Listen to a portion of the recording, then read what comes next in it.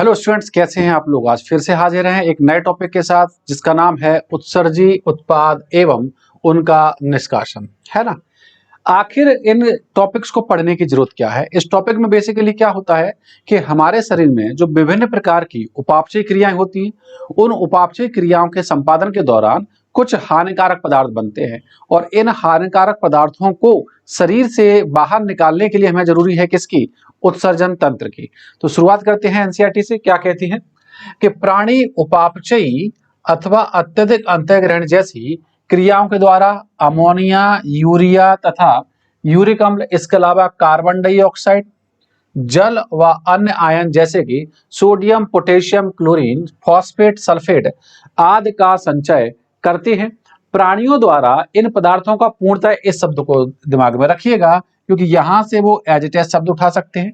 इन्होंने शब्द क्या इस्तेमाल किया है, या तो पूर्णतः या आंशिक रूप से निष्कासन आवश्यक है। इस अध्याय में आप इन पदार्थों, साथ ही विशेष रूप से साधारण नाइट्रोजनी अपशिष्टों, नाइट्रोजनी अपशिष्ट में बेसिकली हमारा फोकस रहेगा इन तीनों पर, अमोनिया, यूरिया और यूरिक अम्ल के निष्कासन का अध्ययन करेंगे। प्राणियों द्वारा उत्सर्जित होने वाले नाइट्रोजनी अपशिष्टों में मुख्य रूप से क्या है, अमोनिया, यूरिया, यूरिक अम्ल हैं।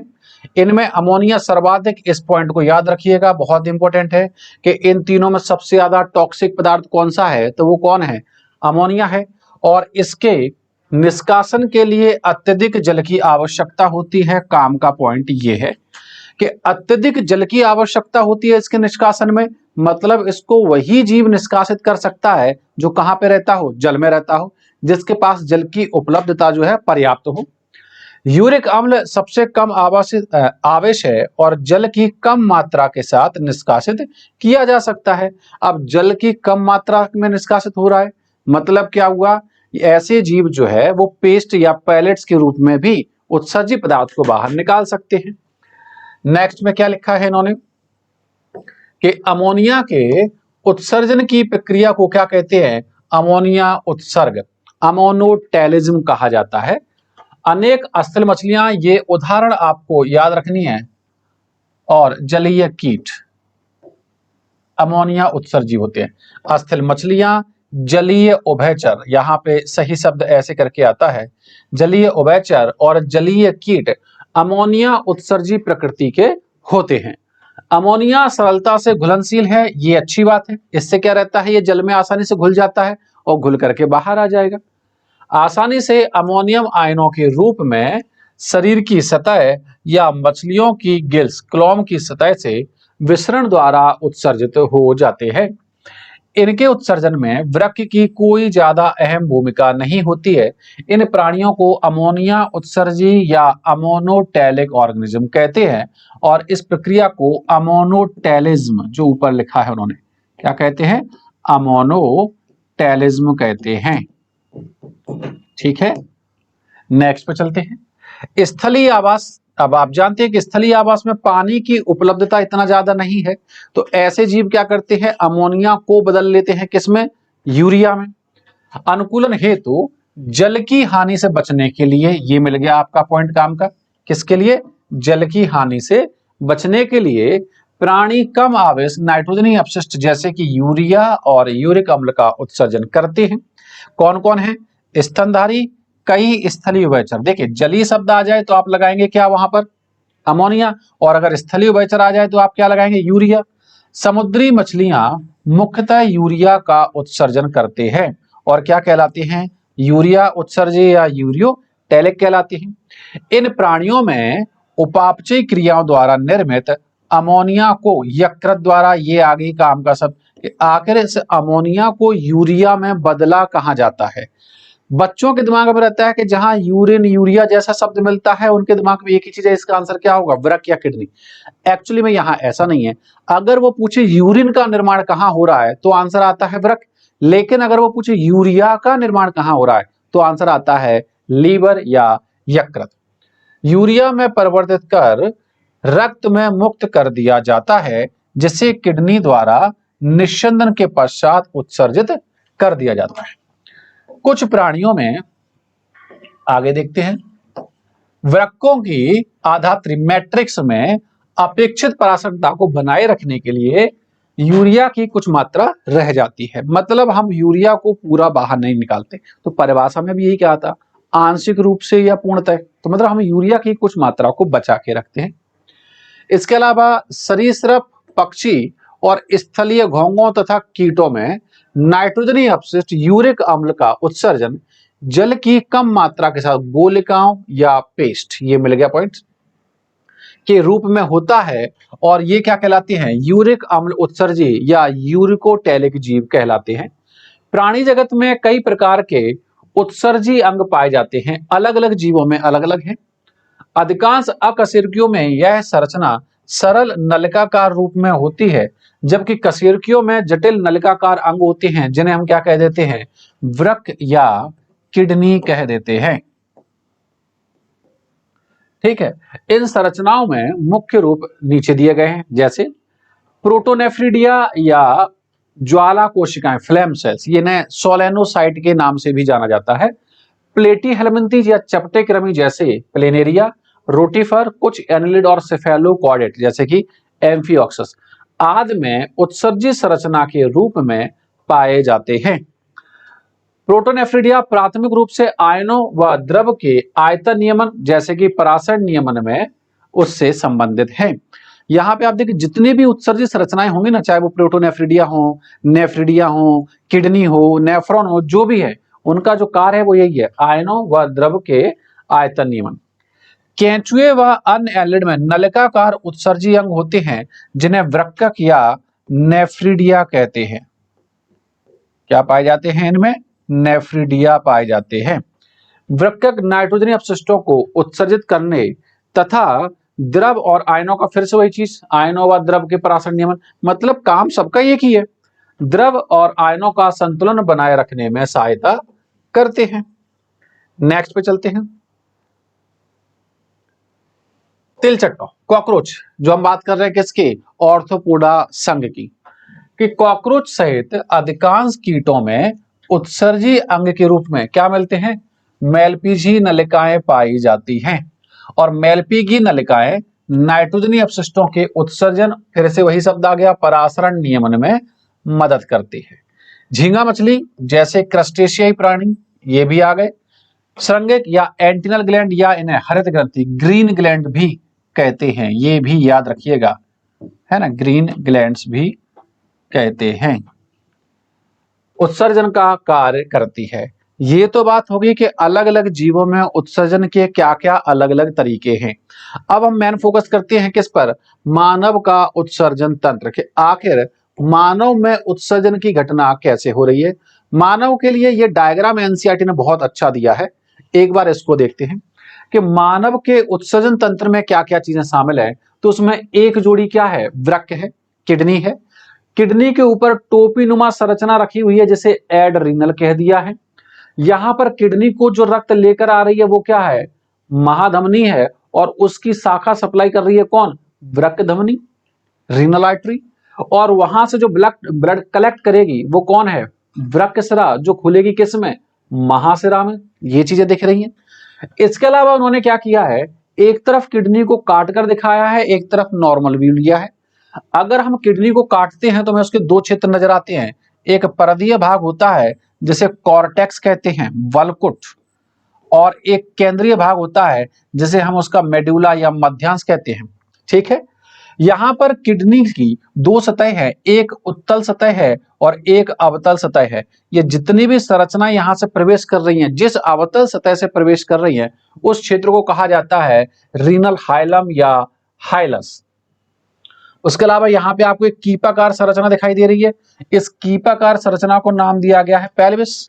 और किडनी से निकलती हुई ये हमारी क्या है, मूत्रवाहिनी है, जो ओपन होगी किसमें, मूत्राशय में, और मूत्र मार्ग के द्वारा शरीर के बाहर क्या है, खुल जाएगी। जो संरचना आपके डायग्राम में दी है वही थ्योरी हुबहू यहाँ पे लिखी हुई है। एक बार पढ़ लेते हैं कि मनुष्यों में उत्सर्जित तंत्र, एक जोड़ी वृक्क मिल गया, एक जोड़ी मूत्र नलिका मिल गई, एक मूत्राशय, मूत्राशय की काउंटिंग एक है, और एक मूत्र मार्ग का बना होता है। वृक्क सेम के बीज की आकृति के गहरे भूरे लाल रंग के होते हैं तथा ये अंतिम वक्षीय और तीसरी कटी। कैसे बोलेंगे कि थोरैसिक 12, इसके अलावा L1, L2 और L3 इन कशेरुकाओं के लेवल पर पाए जाते हैं। तीसरी कटी कशेरुका के समीप उदर गुहा में आंतरिक पृष्ठ सतह पर स्थित होती है। वयस्क मनुष्य के प्रत्येक वृक्क की लंबाई चौड़ाई का डायमेंशन चूंकि एनसीईआरटी में दिया है, एनसीईआरटी में दिया है मतलब ये हमारे लिए क्या है, इंपॉर्टेंट है। लंबाई कितनी दी है, 10 से 12 सेंटीमीटर। चौड़ाई कितनी दी है, 5 से 7 सेंटीमीटर। मोटाई कितनी दी है, 2 से 3 सेंटीमीटर। और भार कितना दिया है, 120 से 170 ग्राम। तो ये डाटा आप याद रखेंगे। वृक्क के केंद्रीय भाग की भीतरी अवतल सतह के मध्य में एक खांच होती है जिसके बारे में थोड़ी देर पहले नाम लिया था, रीनल हाइलम कहते हैं। क्या कहते हैं इसे, रीनल हाइलम कहते हैं, है ना। इसे होकर मूत्र नलिका, ये देखो मूत्र नलिका बाहर आ रही है। इसके अलावा रक्त वाहिनियां कौन, धमनी और सिरा दोनों ही, और तंत्रिकाएं प्रवेश करती हैं। हाइलम के भीतर की ओर कीप के आकार का ये रहा क्षेत्र, आकार की रचना होती है जिसे रीनल पेल्विस कहते हैं तथा इससे निकलने वाले प्रक्षेपों को कैलिक्स, कैलिक्स ये रहे। अगर आप इनको देखें तो ये जो संरचना आपको दिख रही है ये क्या है, कैलिक्स है। निकलने वाले प्रोजेक्शंस प्रक्षेपों को चषक या कैलिक्स कहते हैं। नेक्स्ट पेज पर चलते हैं। यहां पर एक किडनी को काटकर दिखाया गया है कि हमें कौन कौन सी संरचनाएं वहां पर नजर आएंगी। वृक्क की बाहरी सतह पर दृढ़ संपुट होता है जिसे हम लोग बोल देते हैं रीनल कैप्सूल। क्या बोल देते हैं, रीनल कैप्सूल। नेक्स्ट चलते हैं। वृक्क में दो भाग होते हैं, बाहरी भाग को क्या नाम दे दिया, बलकुट ये रहा, और आंतरिक भाग को क्या नाम दे दिया, मेडुला, मध्यांश। तो बाहरी भाग क्या हो गया, कॉर्टेक्स, और अंदर वाला भाग क्या हो गया, मेडुला। मध्यांश कुछ शंक्वाकार पिरामिड, ये देखिए ये जो आपको दिखा पिरामिड मतलब क्या होता है, एक सिरा कैसा हो चौड़ा, एक सिरा कैसा हो नुकीला। आप यहां पे देख पा रहे हैं कि ये हमें क्या दिखाई दे रहा है, ये देखिए ये आपको नजर आ रहा है, ये क्या है, पिरामिड है, एक चौड़ा हिस्सा और एक सकरा हिस्सा। अब इन्हीं में एनसीईआरटी क्या कह रही है कि मध्यांश को शंक्वाकार पिरामिड में बटा होता है जो कि चषकों में फैले रहते हैं। वलकुट मध्यांश पिरामिड के बीच फैलकर क्या बनाती है, रीनल कॉलम ऑफ बॉटनी। देखिए यहाँ पे कि यहाँ पे बीच में देखने पे ये लग रहा है कि कॉर्टेक्स जो है वो मेडुला में अंदर घुस गया है, ये वाला हिस्सा, और ये वाले हिस्से को इन्होंने क्या नाम दे दिया है, बर्तनी के स्तंभ कह दिया है। प्रत्येक वृक्क में लगभग 10 लाख, यहाँ पे ये सब ध्यान दीजिएगा, प्रत्येक वृक्क की बात कर रहे हैं, दोनों वृक्कों को मिलाकर नहीं बोला है, प्रत्येक वृक्क में बोला है। लगभग 10 लाख जटिल नलिकाकार संरचना पाई जाती हैं जिन्हें क्या कहते हैं, नेफ्रॉन। और यही नेफ्रॉन किडनी की क्या है, इकाई है, पाई जाती है, जो क्या है, क्रियात्मक इकाइयां हैं। प्रत्येक नेफ्रॉन के दो भाग होते हैं, आगे डायग्राम में मिल जाएगा। कौन कौन से दो भाग हैं, एक है गुच्छ जिसे कहा जाता है ग्लोमेरुलस, और दूसरा है वृक्क नलिका, इसे कहते हैं रीनल ट्यूब्यूल।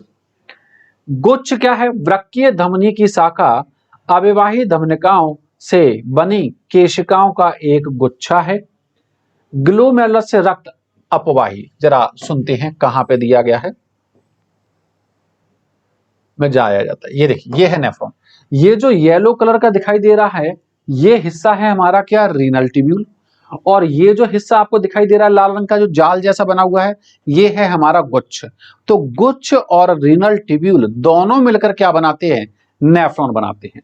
नेफ्रॉन में कौन कौन से भाग दिए गए उनको देख लेते हैं कि यहां पर गुच्छ में जो रक्त लेकर आ रही है, ये जो चौड़ी वाली धमनी, इसे नाम दिया है अविवाही धमनिका, और जो यहां से रक्त लेकर जा रही है तुलनात्मक रूप से पतली है, इसे नाम दिया है अपवाही धमनिका। जो ला रही है इसे बोला जाता है एफरेंट आर्टेरियोल, और जो ले जा रही है इसे बोला जाता है इफरेंट आर्टेरियोल। यहां पर ये क्या बना दिया है, गुच्छ बना दिया है, कोशिका गुच्छ नहीं होता है, केशिका गुच्छ होता है ना, ग्लोमेरुलस। यहां पर दोहरी भित्ति युक्त, दोहरी क्यों, एक बाहर वाली भित्ति और एक अंदर वाली भित्ति।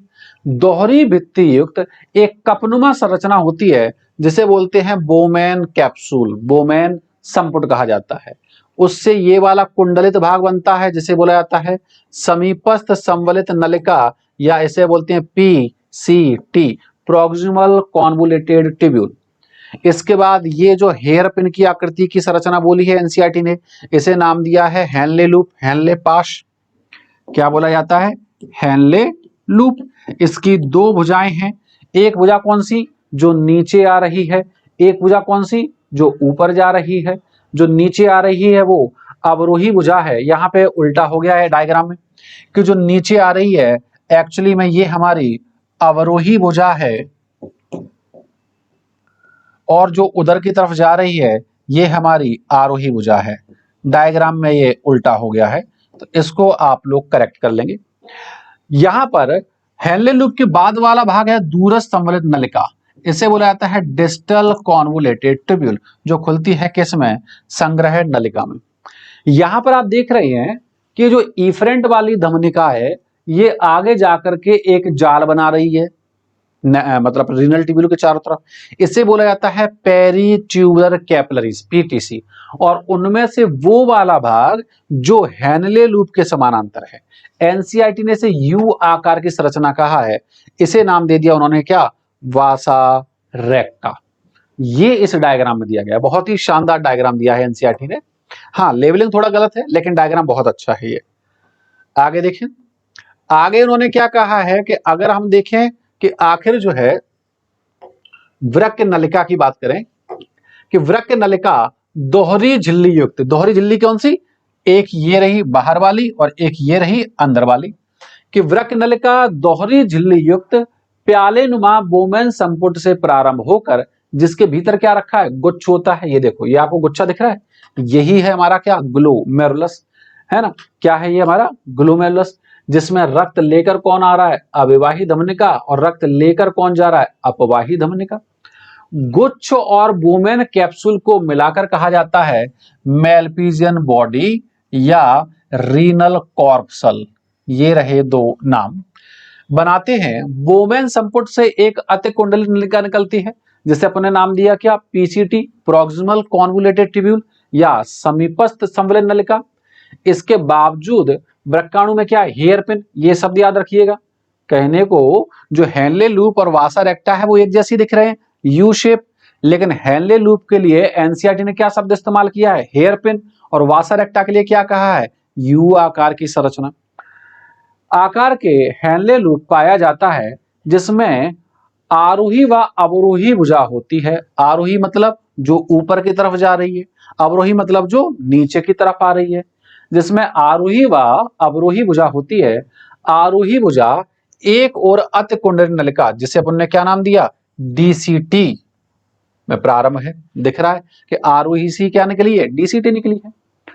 अनेक वृक्काणुओं की DCT नलिका एक सीधी संग्रह नलिका, कलेक्टिंग डक्ट में खुलती है और अनेक नलिकाएं मिलकर चषकों के बीच स्थित मध्यांश पिरामिड से गुजरती हुई कहां पहुंचती हैं, रीनल पेल्विस, वो कीपनुमा जो भाग अपन ने लिखा था, है ना, रीनल पेल्विस में खुलती हैं।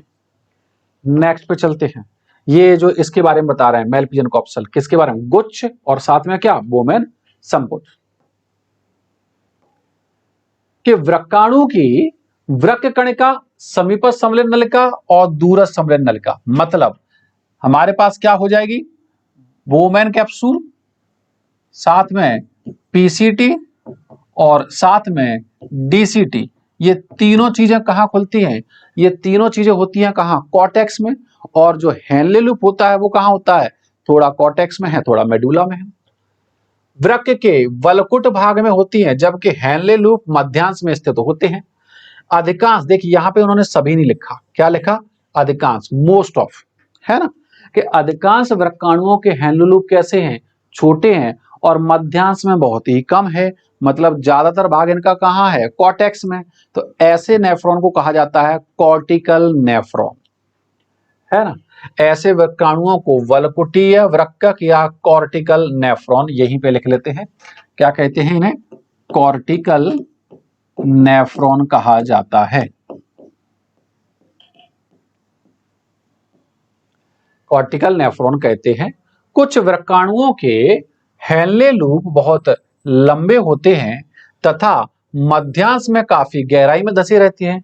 इन्हें क्या नाम दिया? सानिध मध्यांश वृक्काणु या जक्स्ट्रा मेडुलरी नेफ्रॉन। क्या कहा जाता है? जक्स्ट्रा मेड्यूलरी नेफ्रॉन, ये नाम इन्हें दिया गया है ना। अब यहां पे क्या है? गुच्छ से निकलने वाली अपवाही धमनिका वृक्क नलिका के चारों ओर सूक्ष्म केशिकाओं का जाल बनाती है, जिसे नाम दे दिया क्या? पर नालिका केशिका जाल, पेरीट्यूबुलर प्लेक्सस या कैपिलरीज। इस जाल से निकलने वाली एक सूक्ष्म वाहिका हेनले लूप के समानांतर, ये मिल गया पॉइंट, चलते हुए एक यू आकार की संरचना बनाती है, जिसे नाम क्या दिया? वासा रेक्टा नाम दिया। वलकुटी वृक्काणु में वासा रेक्टा या तो अनुपस्थित है या हिरासित। क्यों ऐसा कहा? क्योंकि आप याद कीजिएगा वासा रेक्टा है क्या? वासा रेक्टा वो रक्त वाहिका है जो हेनले लूप के कैसी है? समानांतर। अब हेनले लूप ही जिसमें ज्यादा डेवलप नहीं होगा तो उसमें वासा रेक्टा भी नहीं होगी। लेकिन ये नहीं कहा कि पेरीट्यूबुलर कैपिलरी नहीं होगी, वो तो होगी लेकिन वासा रेक्टा नहीं होगी। अगली घटना हमारे पास है मूत्र निर्माण की क्रिया, कि मूत्र निर्माण कैसे होता है। मूत्र निर्माण में कुल मिलाकर के 3 क्रियाओं को शामिल किया गया है। एक है अल्ट्रा फिल्ट्रेशन, एक है रीएब्जॉर्प्शन और एक है उसमें क्या? सीक्रेशन। 3 विधियों से होता है। देखते हैं क्या क्या है कि मूत्र निर्माण में 3 मुख्य प्रक्रियाएं सम्मिलित हैं, जिन्हें क्या नाम दिया गया? गुच्छीय निस्यंदन, ग्लोमेरुलर फिल्ट्रेशन, और क्या नाम दिया गया? पुनः अवशोषण, रीअब्जॉर्प्शन और श्रावण, जो वृक्काणु के विभिन्न भागों में होता है। मतलब कि जो रीअब्जॉर्प्शन और सीक्रेशन की बात हम कर रहे हैं वो पर्टिकुलर किसी एक जगह से नहीं है, वो अलग अलग भागों से होती है। कैसे? आगे देख लेंगे हम लोग कि मूत्र निर्माण के प्रथम चरण में केशिका गुच्छ द्वारा रक्त का निस्यंदन, निस्यंदन मतलब उसका छनना, है ना, नाम में छुपा हुआ है फिल्टरेशन, सही शब्द है अल्ट्रा फिल्टरेशन, जिसे गुच्छ या गुच्छीय निस्यंदन कहते हैं। वृक्कों द्वारा प्रति मिनट औसतन कितना? 1100 से 1200 ml रक्त का निस्यंदन किया जाता है, जो कि हृदय द्वारा 1 मिनट में निकाले गए रक्त का कितना? 1/5वां भाग। ये डाटा कहां से आया जरा सुनिए कि हमारे पास कुल रक्त की मात्रा कितनी होती है? लगभग लगभग 5 से 6 लीटर इतना रक्त हमारे पास होता है। और आप जानते हो कि इसमें से हमने क्या किया है? 1100 से 1200 ml रक्त जो है वो किसको पहुंचाया है? किडनी को। अगर हम 1/5वां हिस्सा कह रहे हैं तो आप जानते हो अगर हम 1200 का गुणा 5 में करेंगे तो कितना हो जाएगा? लगभग 6000। और 1100 का गुणा 5 में करेंगे तो लगभग कितना हो जाएगा? 5500 ml। तो आप जानते हैं यही रेंज है हमारी, 5 से 6 लीटर या 5000 से 6000 ml, एक ही बात है, के बराबर होता है गुच्छ की केशिकाओं का रक्त दाब रुधिर का 3 परतों से। कहां से आई ये बात? जरा इसको देखते हैं। अगर आप इस डायग्राम को देखें तो यहां पे आप पाएंगे कि यहां पर एक भित्ति कौन बनाएगा? तो हमने कहा एक भित्ति रेड कलर की जो आपको दिख रही है ना, केशिका गुच्छ की कोशिकाएं, ये बनाएंगी। और दूसरी परत कौन बनाएगी? तो यहां बोमेन संपुट की जो आंतरिक वाली स्तर है, जो पोडोसाइट कोशिकाओं से मिलकर बनता है। कौन सी कोशिकाओं से? पोडोसाइट। तो 2 स्तर हो गए। और इन दोनों परतों के बीच में पाई जाने वाली आधारीय झिल्ली, तो टोटल कितनी हो गई? 3। इन्हीं तीनों के बारे में कहा है। चलते हैं आगे, क्या दिया गया है ये देखिए। रक्तदाब रुधिर का 3 परतों में से निस्यंदन करता है। ये 3 परतें कौन सी है? गुच्छ की रक्त केशिका की आंतरिक उपकला एंडोथीलियम, एक मिल गया। बोमेन संपुट की उपकला जो किसकी बनी है? पोडोसाइट कोशिकाओं की, दूसरा हो गई। और इन दोनों परतों के बीच पाई जाने वाली आधारीय झिल्ली, तो टोटल कितनी हो गई? 3 हो गई। बोमेन संपुट की उपकला कोशिकाएं, जिन्हें हम लोग पदाणु या पोडोसाइट कहलाती हैं, जो विशेष प्रकार की विन्यासित होती हैं जिससे छोटे छोटे अवकाश बीच में रह जाते हैं। इन्हें फिल्ट्रेशन स्लिट या स्लिट पोर्स कहा जाता है, जिन्हें निस्यंदन खांच या खांचद स्लिट पोर कहते हैं। इन झिल्लियों से रुधिर इतनी अच्छी तरह छनता है कि जिससे रुधिर के प्लाज्मा की प्रोटीन को छोड़कर प्लाज्मा का शेष भाग, देखिए प्लाज्मा का शेष भाग बोला है मतलब हमने कोशिकाओं को अलग कर दिया, ना आरबीसी आएगी, ना डब्ल्यूबीसी आएगी, ना प्लेटलेट आएगी। प्लाज्मा का शेष भाग मतलब हमने सेल हटा दी और साथ में क्या हटा दी, प्लाज्मा की प्रोटीन। तो ब्लड में से अगर हम सेल्स और प्लाज्मा प्रोटीन को हटा दें तो ऑलमोस्ट पूरा कंटेंट छन करके कहां आ जाएगा, नीचे आ जाएगा, संपुट की गुहा में इकट्ठा हो जाता है। इसलिए इसे परानिस्यंदन या अल्ट्रा फिल्ट्रेशन कहते हैं। वृक्कों द्वारा प्रति मिनट निस्यंदन की गई मात्रा को क्या, जीएफआर गुच्छीय निस्यंदन दर, जो एक स्वस्थ व्यक्ति में कितनी है, 125 ml प्रति मिनट, या हम बात करें तो टोटल 180 लीटर प्रतिदिन है। अब आप जानते हो कि हमारी किडनी एक दिन में कितना छान रही है, 180 लीटर। लेकिन क्या 180 लीटर मूत्र का उत्सर्जन रोज किया जाता है, नहीं किया जाता है। तो वो गया कहां, अगर हम इतना निस्यंद बना रहे हैं तो वो गया कहां, तो हम उसे क्या कर लेते हैं, रीएब्जॉर्ब कर लेते हैं। तो यहाँ पे आती है हमारी दूसरी घटना, पुनः है अवशोषण या रीएब्जॉर्प्शन। देखेंगे कि गुच्छ निस्यंदन की दर के नियमन के लिए वृक्कों द्वारा क्रियाविधि अपनाई जाती है। कौन सी, कि गुच्छीय आसन उपकरण जक्स्ट्राग्लोमेरुलर एपरेटस द्वारा एक अति सूक्ष्म क्रियाविधि संपन्न की जाती है। यह विशेष संवेदी उपकरण है जो किसके, अविवाही तथा अपवाही। तो यहाँ पे क्वेश्चन थोड़ा गलत है, यहाँ पर सिर्फ कौन सी आती है, यहाँ पर सिर्फ अविवाही होती है, ये अपवाही यहाँ पर नहीं है। अविवाही धमनिकाओं के संपर्क स्थल व डीसीटी, हाँ ये सही है। कौन कौन भाग लेती है इसमें, एफरेंट आर्टेरियोल, एफरेंट मतलब अविवाही, एफरेंट आर्टेरियोल, और साथ में कौन भाग लेती है इसमें, डीसीटी की कोशिकाएं, है ना, उनके रूपांतरण से बनता है हमारा का जेजीए। संवरण नलिका की कोशिकाओं, ये केशिकाएं कोशिकाओं के रूपांतरण से बनता है गुच्छ निस्यंदन दर में गिरावट। इन आसन्न गुच्छ कोशिकाओं को रेनिन, शब्दों पे ध्यान दीजिएगा, यहाँ पे स्पेलिंग इसकी याद रखिएगा। अगर आप पुरानी बुक्स निकालेंगे तो वहां पे इसी से मिलता जुलता शब्द एक और लिखा है, रेनिन, RENNIN, जो पाचन तंत्र में हम लोग पढ़ते हैं, और पाचन तंत्र इस साल अपने सिलेबस से हट गया है। तो ये क्या है, रेनिन है, RENIN, के श्रावण के सक्रिय करती है, जो वृक्कीय रुधिर का प्रभाव बढ़ाकर गुच्छीय निस्यंदन को क्या कर देती है, पुनः सामान्य कर देती है। प्रतिदिन बनने वाले निस्यंद, कि प्रतिदिन कितना बना, 180 लीटर। लेकिन क्या हम 180 लीटर जो है मूत्र उत्सर्जित करते हैं, नहीं, कि प्रतिदिन बनने वाले निस्यंद के आयतन कितना, 180 लीटर, की उत्सर्जित मूत्र के उत्सर्जन कितना करते हैं हम, 1 से 1.5 लीटर से तुलना की जाए तो यह समझा जा सकता है कि 99% निस्यंद को वृक्क नलिकाओं द्वारा पुनः अवशोषित किया जाता है। और इस घटना को क्या नाम दिया, पुनः अवशोषण, या इन्हें बोला गया रीएब्जॉर्प्शन। क्या नाम दिया गया, रीएब्जॉर्प्शन नाम दिया गया। यह कार्य वृक्क नलिका की उपकला कोशिकाएं अलग अलग खंडों में हम अभी बात करेंगे, आगे वाला आने वाला टॉपिक वही है कि पीसीटी में कैसे हो रहा है, हेनले लूप में कैसे हो रहा है, डीसीटी में कैसे हो रहा है। इसके लिए एनसीईआरटी ने एक डायग्राम बहुत शानदार दिया है, वो भी देखेंगे।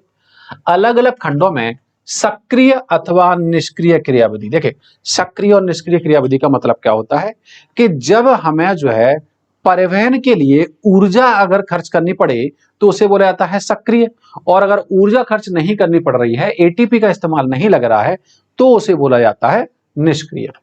उदाहरण है जैसा उन्होंने लिखा है कि निश्चल पदार्थ जैसे ग्लूकोज, अमाइनो एसिड्स और सोडियम कैसे सक्रिय रूप से, मतलब इनके परिवहन में क्या होगा, ऊर्जा खर्च होगी, से परिवहन से पुनरावशोषण कर लिए जाते हैं। तो इसको एज इट एज उठा लेंगे और शब्द क्या बदल देंगे, सक्रिय की जगह कर देंगे क्या, निष्क्रिय। तो इसलिए ये डाटा आप याद रखिएगा ताकि कंफ्यूजन ना हो। जबकि नाइट्रोजन ही निष्क्रिय रूप से क्या होते हैं, अवशोषित होते हैं। निष्क्रिय रूप से मतलब उनमें ऊर्जा का इस्तेमाल नहीं होगा। वृक्काणु के प्रारंभिक भाग में जल का पुनरावशोषण कैसा है, निष्क्रिय क्रिया द्वारा। मूत्र निर्माण के दौरान नलिकाकार कोशिकाएं निस्संद में से क्या हाइड्रोजन आयन, पोटेशियम आयन और अमोनिया जैसे पदार्थों को क्या करती है, स्रावित। श्रावण का मतलब यह है कि अगर रक्त में कोई चीज जो है रह जाए तो उसे बाद में नलिकाओं में डाला जा सकता है। नलिकाकार श्रावण भी मूत्र निर्माण का एक मुख्य चरण है क्योंकि यह शारीरिक तरल आयनी व अम्ल क्षार संतुलन को बनाए रखता है। नेक्स्ट टॉपिक हम लोग देखते हैं, वृक्क नलिका के विभिन्न भागों के कार्य। सबसे पहले उन्होंने लिया क्या है, समीपस्थ संवलित नलिका। एनसीईआरटी ने यहाँ पे एक चीज बहुत अच्छी लिखी है कि यहाँ पे पाई जाने वाली उपकला कौन सी है और उस उपकला की वजह से ही सबसे ज्यादा अवशोषण, पुनः अवशोषण यहीं पे हो रहा है कि यह नलिका सरल घनाकार ब्रश बॉर्डर। ब्रश बॉर्डर का मतलब होता है जहां पर माइक्रोविलाई पाए जाते हैं और जहां माइक्रोविलाई मिलते हैं वहां पर अवशोषण के लिए सतही क्षेत्रफल जो है वो बढ़ जाता है। घनाकार ब्रश बॉर्डर उपकला से बनी होती है जो पुनरावशोषण के लिए सतही क्षेत्र को बढ़ा देती है। लगभग सभी आवश्यक पोषक और 70 से, ये डाटा बहुत ज्यादा इंपॉर्टेंट है, 70 से 80% जल व अपघट्यों का पुनः अवशोषण इसी भाग द्वारा होता है। तो जल भी अवशोषित हो गया, जरूरी है, हम इसे वेस्ट नहीं होने दे सकते। और अपघट्य जैसे कि बाइकार्बोनेट वगैरह, लवण वगैरह, ये भी बहुत ज्यादा जरूरी है। समीपस्थ संवलित नलिका शारीरिक तरलों के पीएच और आयनीय संतुलन को बनाए रखने के लिए, इसे बनाए रखने के लिए हाइड्रोजन आयन और अमोनिया, यहां पे उन्होंने पोटेशियम का जिक्र नहीं करा, यहां जिक्र करा है सिर्फ दो का, हाइड्रोजन आयन और अमोनिया। डायग्राम देखेंगे, डायग्राम में चीजें ज्यादा क्लियर होंगी।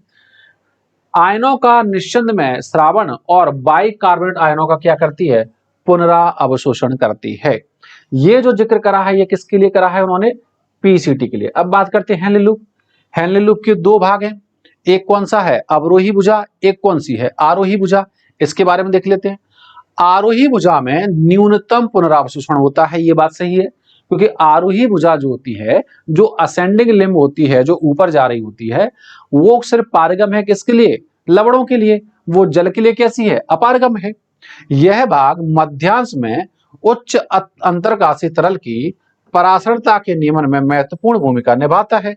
हेनले लूप की अवरोही भुजा, अवरोही भुजा कौन सी है, जो नीचे आ रही है, और वो पारगम है किसके लिए, जल के लिए। अवरोही भुजा जल के लिए अपारगम होती है। एक्चुअली अगर अवरोही की बात कर रहे हैं तो अवरोही भुजा जल के लिए क्या है, पारगम्य है। परंतु वैद्युत अपघट्टों के लिए सक्रियता से या धीरे धीरे पारगम्य होती है। यह नीचे की ओर जाते हुए निस्संद को कैसा कर देगी, शांत। क्यों, क्योंकि अगर आप बोल रहे हैं कि जल के लिए कैसी है, पारगम, तो ज्यादा से ज्यादा जल का क्या हो जाएगा, पुनः अवशोषण, और ज्यादा से ज्यादा जल का पुनः अवशोषण हो जाएगा तो वो चीज कैसी हो जाएगी, सांद्र हो जाएगी, सांद्र करती है। आरोही भुजा जल के लिए कैसी है, अपारगम है, लेकिन वैद्युत अपघट्यों का अवशोषण सक्रिय या निष्क्रिय रूप से करती है। और जैसे जैसे सांद्र निस्संद में ऊपर की ओर जाएगा और उसमें से हम क्या हटा रहे हैं, अपघट्य, और जैसे जैसे अपघट्य उसमें से हटते जाएंगे उसकी सांद्रता कम होती जाएगी। वैसे वैसे वैद्युत अपघट्य के मध्यांश तरल में जाने से निस्संद कैसा होता जाता है, तनु, मतलब उसकी सांद्रता कैसी हो रही है, कम हो रही है। नेक्स्ट चलते हैं, ये वाला डायग्राम बहुत अच्छा डायग्राम दिया है, इसको देखेंगे जरा गौर से, है ना। देखिएगा यहां पे क्या क्या दिख रहा है, यहां पे हमें अलग अलग भाग दिख रहे हैं। ये वाला हिस्सा है हमारा पीसीटी, यहां पर आप देख पा रहे हैं कि बाइकार्बोनेट आयन, सॉल्ट, वाटर, और ये है पोषक पदार्थ, जो लिखा ना पोषक, और पोटेशियम को क्या किया जा रहा है, पुनः अवशोषित किया जा रहा है। थ्योरी में भी ऐसा ही लिखा है, और यहीं पे लिखा है कि अगर हम पीसीटी बात करें तो हाइड्रोजन आयन और अमोनिया को क्या कर रहे हैं, स्रावित कर रहे हैं। ठीक है, ये डायग्राम बहुत ज्यादा जरूरी है, जो कुछ भी हमने थ्योरी में पढ़ा वो सारा का सारा इसी डायग्राम में लिया हुआ है। हेनले लूप की कौन सी भुजा, अवरोही भुजा। अवरोही भुजा कौन सी है, जो नीचे आ रही है, किसके लिए पारगम्य है, जल के लिए पारगम्य है। तो पुनः अवशोषण भी किसका करेगी? जल का करेगी। और जो आरोही भुजा है वो पारगम्य है किसके लिए? अपघट्यों और लवणों के लिए। तो पुनः अवशोषण भी किसका करेगी? लवणों का ही करेगी। आप देखिए दोनों जगह लिखा है। डीसीटी में देखें तो जो जो चीजें पीसीटी में पुनः अवशोषित हो रही हैं, अगर पोषक को हटा दें तो वो सारी की सारी यहां पर है। देखिए यहां पर भी NaCl है, यहां पर भी NaCl है, यहां पर भी वाटर है, यहां पर भी वाटर है, यहां पर भी बाइकार्बोनेट है, यहां पर भी बाइकार्बोनेट है। मिल गया। और श्रावण के लिए यहां पर भी हाइड्रोजन आयन है, यहां पर भी हाइड्रोजन आयन है, यहां पर ये पुनः अवशोषित हो रहा है और यहां पर पोटेशियम आयन क्या हो रहा है? स्रावित हो रहा है। दूसरा उन्होंने कहा कलेक्टिंग डक्ट। कलेक्टिंग डक्ट में भी वाटर और सॉल्ट रीअब्सॉर्ब होते हैं, लेकिन उसके अलावा एक चीज जो सबसे हटके, देखिए वाटर का तो जिक्र करा है, लेकिन साथ में जिक्र करा है किसका? यूरिया का। कि यूरिया को क्या कर रहे हैं? पुनः अवशोषण, मतलब बाहर निकाल रहे हैं। तो सवाल है कि यूरिया को क्यों बाहर निकाला जाता है? तो पहले पेज पे ही इसके बारे में लिखा था कि आवश्यक परासरणता को बनाए रखने के लिए यूरिया की कुछ मात्रा को अंतरकाशीय अवकाश में रखा जाता है। तो इसलिए यूरिया को अपन ने क्या किया? बाहर निकाला है। यह है इस डायग्राम का एक्सप्लेनेशन। इसको देखिएगा, बहुत अच्छा डायग्राम है, आपके काम में आएगा जो है ना। नेक्स्ट चीज हमारे पास है डीसीटी। कि डीसीटी में क्या हो रहा है? दूरस्थ सम्मिलित नलिका या डीसीटी विशिष्ट परिस्थितियों में है। ये देखिए यहां पे लिखा है। बोले विशिष्ट परिस्थितियों में क्यों बोल रहे हैं? क्योंकि यहां पे काम करते हैं हॉर्मोन्स। कि जैसा भी आपको यूरिन का कंसंट्रेशन डिमांडिंग है, उस हिसाब से उसमें बदलाव किया जा सकता है। कि मान लो हमें यूरिन चाहिए कंसंट्रेट, जैसा कि गर्मियों के मौसम में, तो हम वहां पर सीक्रेशन बढ़ा देते हैं किसका? एडीएच का, मतलब हार्मोन काम कर रहा है। मान लो हमें सॉल्ट का रीअब्जॉर्प्शन ज्यादा करवाना है, तो वहां पर हार्मोन लगा देते हैं कौन सा? एल्डोस्टेरोन।